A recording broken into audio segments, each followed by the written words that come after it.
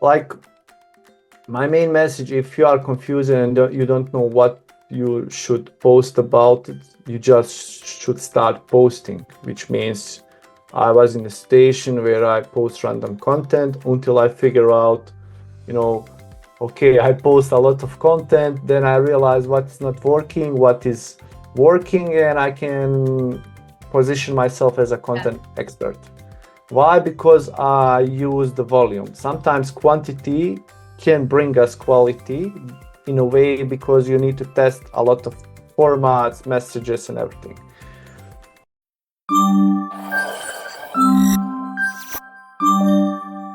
So, hi guys, this is Ayman, and I'm back with another episode of Mindful Marketing. And today we have Sabahudin with us, who helps business owners basically improve their LinkedIn. And he has a very good newsletter, which is known as the AI Case Study newsletter, which I've personally also read. And today we have a very interesting topic to talk about, that is, what is content repurposing and how brands often miss out on it. So, all over to you, Sabahudin. Can you first start off with telling us what is actually content repurposing? Hey, thank you for having me here, and it is a huge pleasure to speak on your podcast. So, regarding to the content repurposing, uh, I think to be more simplified, I think it's the way whatever you see, whatever you capture, that can be your client meeting, that can be somebody else post, you can repurpose that part. The trick is you don't need to just copy, you should put your point of view, your angle, so to make it unique. That's Yeah. the basic, simplest way to explain content repurposing. I think it's helpful. So, what do you think is the difference between recycling content and repurposing content? Because a lot of people actually get confused in that. Yeah, yeah. I have like recycling the content, you can do it like from your old post and to see what you can change, maybe hook, maybe visual hook, depends on it. But like re what I think for me, what work and how I do with me and with my clients as well is I always start with some type of long format. And for me, when you take some long format and repurpose it into different content formats, maybe short content formats as well, for me, that's type of the repurposing I do. So you can start from most important part for me and for my clients, what I suggest them is to, at least at the beginning of your stage, when you have your offer, you can repurpose your offer in two ways. First way is I'm telling you about offer because that is the main thing how you're gonna attract the right audience. If you're gonna talk about follower growth, that's another topic. But I'm sure most of us wants to make more money, and you should start with your core offer and two ways you can repurpose it. First way is simple. You just take your offer doc and pull out inside of the AI, and then you start talking with AI to see what type of angles, content formats you can produce. The second way is, which I prefer and which is way better and efficient, is you should sell before you build your offer. So it's a little bit confusing. So you write rough offer doc, you pivot into something. You go into the DMs and you start in next week around 100 DMs. Like just normally human to human conversation. Hey, I see your recent post, blah, blah, blah. The ultimate goal here is just to explain them in which stage you are right now, that they are potential customers and that you don't want to sell anything. You just want to validate the offer and you just want to ask them for short meeting like discovery call. If you do that process well and you should stick to the human side, then you can, book that call. Now, the most important part of that call is two things. Ask right questions to help you validate your offer. And the second thing is to record that meeting. And once you have, let's say, 20, 30, 40 meetings, I think it's a little bit exhausting, but basically you can pull out all of the transcription from your meetings, put inside of the ChatGPT or whatever. I personally use Claude because for me is the most intelligent model. And you just ask simple question. Please, can you find me the pattern, the most common thing that my potential clients start talking about and they have the common pain point. And there you have it. So you have the main pain problem, which is the really and most important part when you start producing the content. And then you have all around obligate explanation about that main point from different perspectives. Somebody else talk about the same thing, but mention other things. But again, they come to the one thing that mean one problem. And then you can use all of those transcripts from the meetings and start repurposing your content in a way where you can start. For example, you can start your newsletter. This is how I do. I always start with the first content format is my newsletter. In this case, you mentioned I have an AI case study. I have another publication which is more related to the LinkedIn, not to the AI. So I find that one main problem as a main pattern, and I open and call out inside of the subject line. Then I explain the story, which is like the intro to the newsletter, and then I deliver the solution, and that's it. So for each content format that you want to repurpose it, you should already have some, I don't know, structure of each content format framework. For example, for my newsletter, it has story, agitation, story, problem, agitation, solution. That's my framework for the newsletter. Regarding to the LinkedIn post, it is hook, rehook, authority part, body part, power ending, and call to engagement. If you have a ready formats for each type of the content format, then that long form of the piece of content that we mentioned at the beginning, transcripts of the client meetings, it's really easy to repurpose it. And that's I think the best starting point if you want to create relevant content, say 10 hours per week and attract right audience is to start from the meeting. The other type of the content repurposing, you can, I don't know, you have a webinar. You can pre-record yourself. Two things you can have. First thing, when you pre-record yourself, you prepare yourself for the webinar. For me, for example, I used to prepare myself because I'm still not confident inside of my English. I obviously, and as you can see right so far, I have some grammarly mistakes, but you Yeah. understand me perfectly. No, it's like I don't know, it's my bottleneck. But what I want to tell you about this is if you pre-record yourself, first thing you're gonna prepare yourself better for the webinar or for the workshop, whatever it is. And the second thing, you can again take that transcript and make content campaign for that webinar. If you record yourself 1 hour for the webinar and structure the webinar that will cover what's the most important part, what's going to happen on the webinar, how you're going to sell, how you're going to organize your webinar. The best, I think you should also prepare, that's another topic, how you're going to prepare yourself for the live webinar. But the main point is if you pre-record yourself, you can watch how you perform first thing. And the second thing, as I said before, take that big transcript, pull up the structure of the webinar, ask AI again, give me the key 3 problems and 3 solutions with one desired outcome I want to solve with that webinar, then create me content campaign.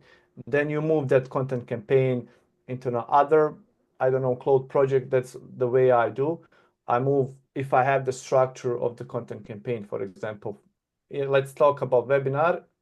The funny thing, I never do the webinar before on LinkedIn. I have done before in my previous corporate job, but I will get there.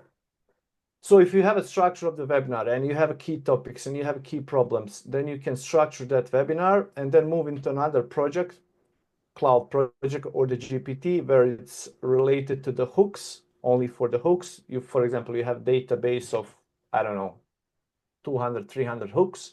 Then you can move that piece of the information inside of that project and get the hooks. And I think you should stop there with the AI. The next thing you should, I think I used to make mistake and all try to write with AI. Now I write without AI, but in a way where I cover and save time to prepare my left side of the screen, which is the AI, and the right side of the screen is the blank screen where I start writing. And then I, connect those two screens into the one piece of the content. And then in this case, if you have a transcript, you don't ever start as a blank screen with don't have idea what you're going to talk about. That's the best thing about repurposing, because you already have it. You just need to tweak it a little bit, save more time, and express yourself in different ways. And when you bring yourself in that position that you can use AI to save a bunch of time, of the researching, pre-recording, and put into the left side, and when you start on the right side, I think with these frameworks that I already mentioned you before for each type of the content, then basically you can at least 15 to 20 minutes spent on one piece of the content to write first drafts, and then come back, double check everything, and you can have ready content campaign. That's the small strategy part. We can talk more about this. Yeah, that's amazing. So a lot of people, they have this confusion that repurposing content can actually cause repetition. And there won't be anything unique left. So do you also think the same? And if not, then how can actually people repurpose content, making it look unique rather than looking copied? Yeah, I think what you mentioned before, it's what I can say is the repurposing multiply content multiplication. That's the approach that I can describe the best, which means, I don't know, the name of the repurpose is to do the same thing. I Yeah, don't know. Maybe they are right, but I figure out in a different way for me, and I use just that term content repurposing because I don't know which term I can find for this what I'm doing. Because as I said, I take one long piece of the content and move it into the short piece of the content, which means I repurpose one big thing into the smaller thing. yeah. But you can recycle the same idea into the different angles, and then you can combine into different content formats, which is content multiplication. I think that's the best term that we can describe it. That's right. And I forget, well, is there anything else? No, I got No? it. So a lot of people, they use different type of social media platforms like influencers and creators. They also have an Instagram profile, then they have a LinkedIn one. So how can we repurpose any content from, for example, on Instagram onto LinkedIn? Do we have a different strategy for that? In my case, I'm only focused on LinkedIn, Yeah, and that's my advice for anybody who starts, because too many platforms gonna be too yeah, confusing for you. That's one thing. But in case if I want to repurpose to another platform, I used to be familiar with each platform, what works and what doesn't. So if something works on the Instagram, doesn't work on the LinkedIn. So for example, if you are flexing on the Instagram with the cigars, lifestyle, those stuff, you yeah. should, remove those images, for example, and rewrite in a style of the LinkedIn. So you should keep the professional, because the LinkedIn is the professional Yeah. network, which means in my case, for example, if I want to repurpose something from the Instagram, I can repurpose on the TikTok, because for me it's the same thing. I don't know. I just experienced that. That is the I used to have Instagram, and I just take the selfies. Sometimes I just take the story post. I don't know. I didn't have any plan and anything. It was just for the fun, when you have the Instagram, like to open the profile and, you know, talk with the friends when you're gonna go out. That was the Instagram for me. But in terms of the business, it's total different thing.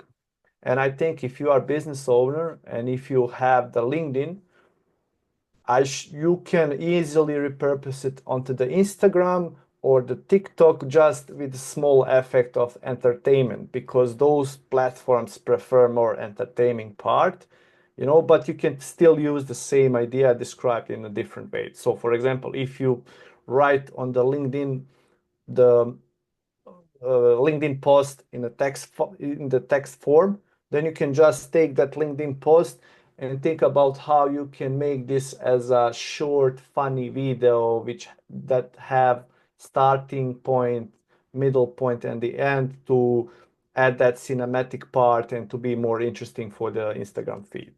So in case if you want to repurpose it from the LinkedIn to the Twitter, you just need to uh, take that LinkedIn post and make it into the short piece of the content because you know how the Twitter works with the tweets, which are the shorter.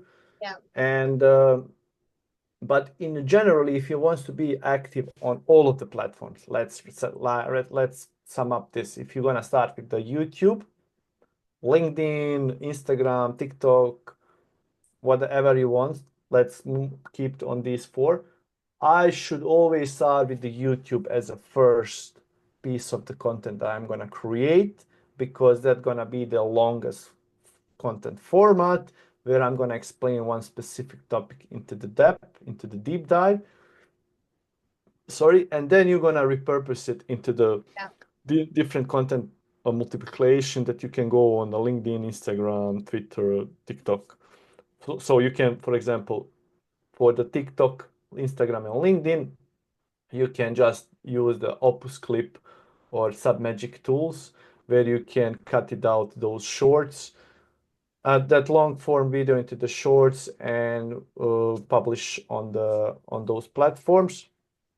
But also you can use that long form video to cover your newsletter. So you have I mean, you have so many different ideas. In the era of the AI, things become way, way easier. But I think what's happening right now for me, what I observe is we are in era where we're gonna produce a tons of content.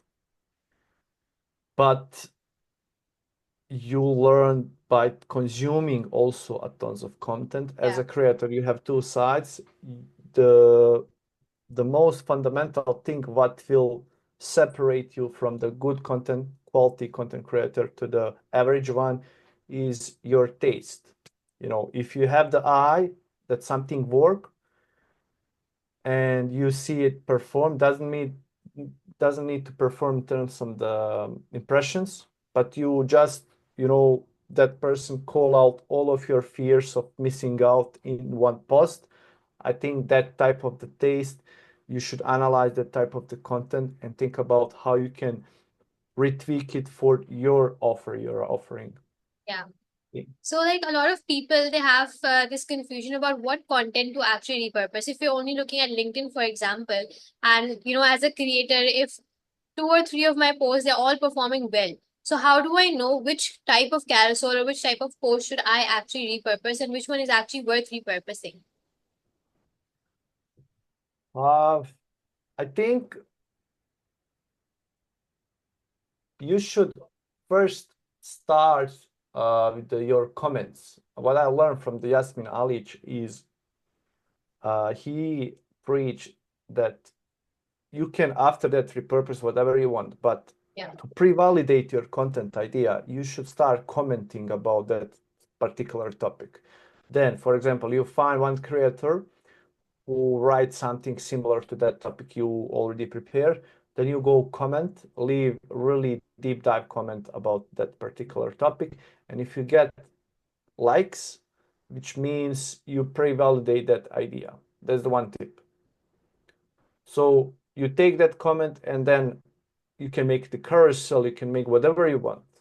Yeah. But if you want to think about what is worth of repurposing from your previous post, if that was the questions, like how to decide what to repurpose from the previous, what you should follow, I think the only metric you should follow is how many DMs you receive from that content. I think that's the worth of the purposing. Like because again, we are here to create more revenue for us, to create more transformation for our clients. And if we attract them with one piece of the content and we close, I don't know, 3 deals from one post, I think you should wait 2, 3 months and repurpose the same post, because again, that's the money and that's the ultimate goal, how you can figure out what is worth of the repurposing. And Yeah, I think the format at the end, it doesn't matter. Like, I yeah. think the core message is the most important part, because that brings you money on the table. That's right.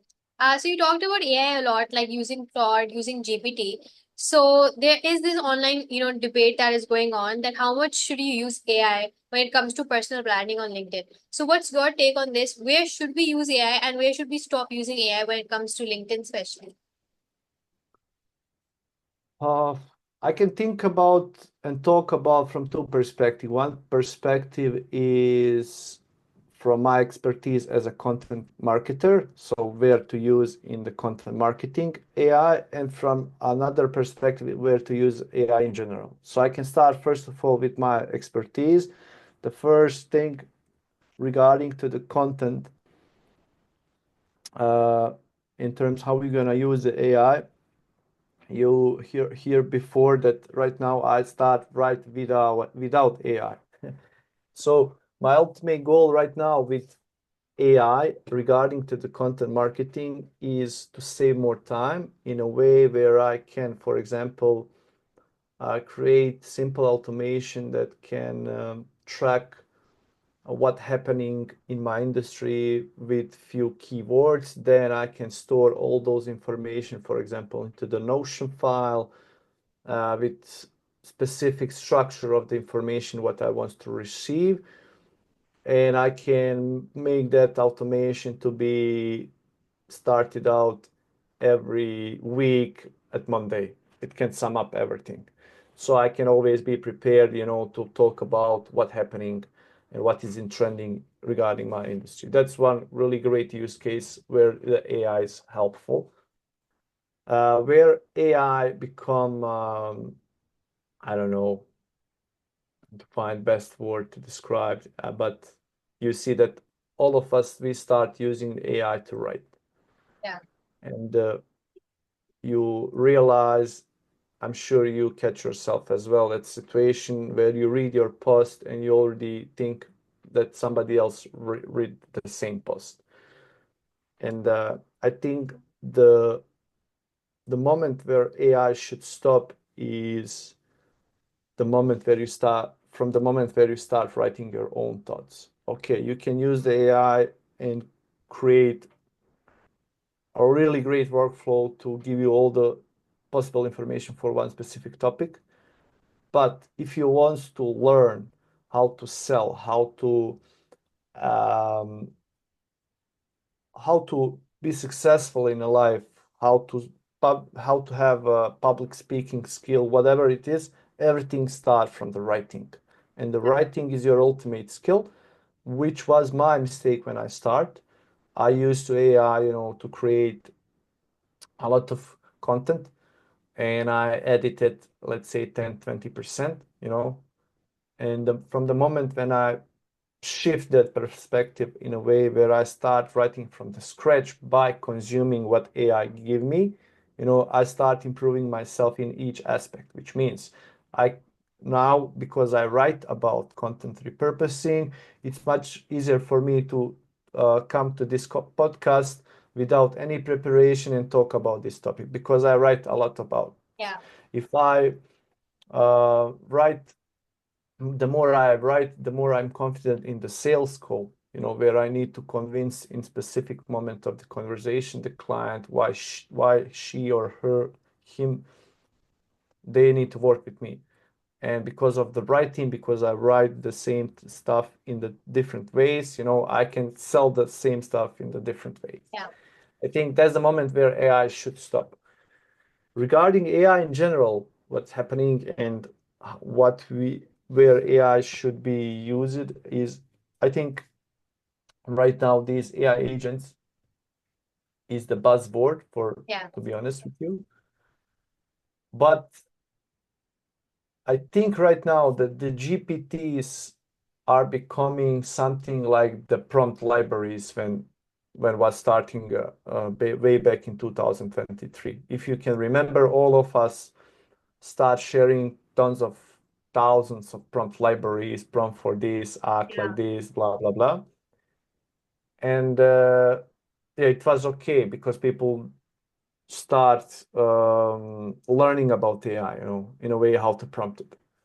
Now, when I, let's say, create over 50 GPTs, maybe over even 100, I don't remember even more, I realized that, you know, it's limited. And anybody can create the GPT. Anybody can create the AI agent as well. But Yeah. AI agent, right now I'm in phase where I'm learning about AI agent.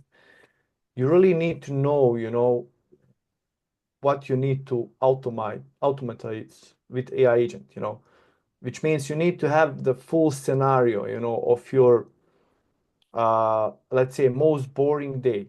Because if your most boring day consuming too much energy and time, you should prepare yourself in a way how you can imagine yourself to automate those stuff with AI agents.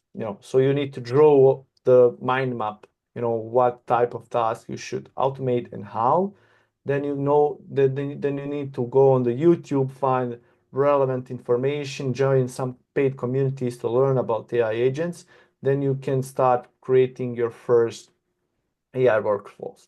But when we're talking about GPTs, you are limited with the knowledge base, one prompt, and that's it. But with agentic workflow, you are unlimited. Like you can do whatever you want with these API calls, with these workflows, you know, everything starts from you. Everything starts from your boring day. Uh, and the ultimate goal for me right now to use AI to save a bunch of time on the boring tasks Yeah. and to boost my creativity with that if I can save, let's say, 20 hours of boring tasks, imagine how you can improve your creativity part.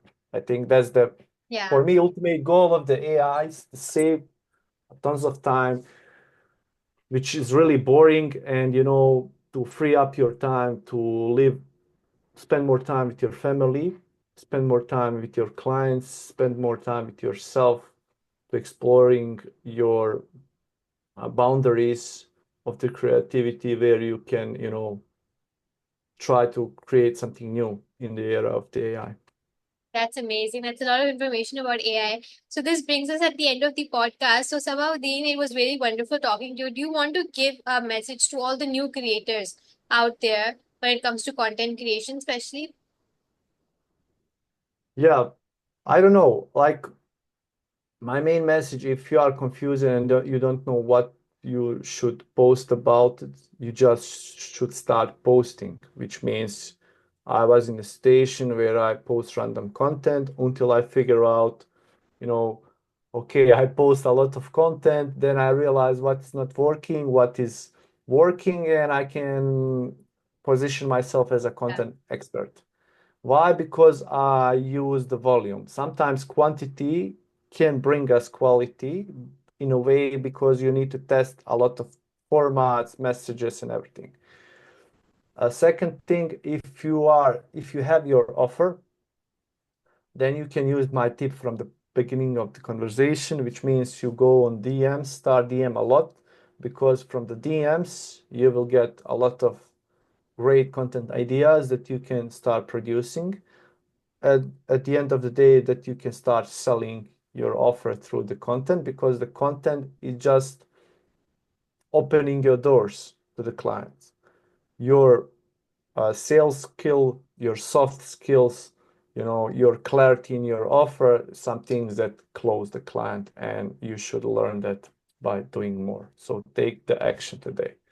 That's amazing. It was wonderful having you, Sabahudin, and I've learned a lot, and I'm sure that my audience is also going to be learning a lot. Hope you enjoyed as well. Thank you. Thank you, Aman. It was Thank really nice to talk with you.